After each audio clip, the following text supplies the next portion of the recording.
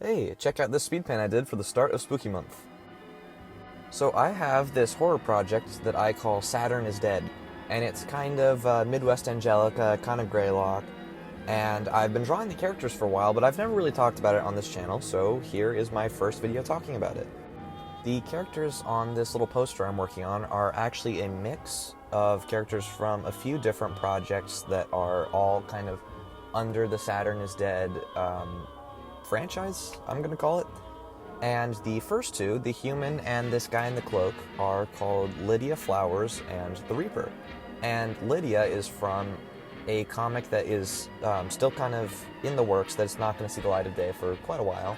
And that is really the start of the Saturn Is Dead timeline. And the Reaper is the main character from a spin-off comic called Don't Fear the Reaper. And he is a very important character in the Saturn Is Dead, kind of storyline. This second guy behind them both is called a Saint, and basically, I'm not going to share a whole lot about them, but they are pretty much monsters built by this larger character that is behind them both, who I'm not going to share a whole lot about, but the Saint is basically an agent of this big bad. But his legs are a little weird. I think I'm going to fix that tomorrow when I am doing the inking, which kind of leads me into my next point.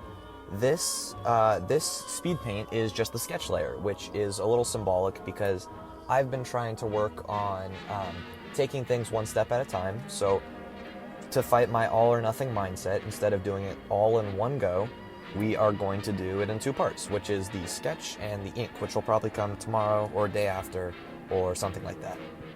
So we've got everyone from Saturn Is Dead, or all the major players at least, and the Reaper here is actually going to have his comic debuting in a couple weeks, hopefully.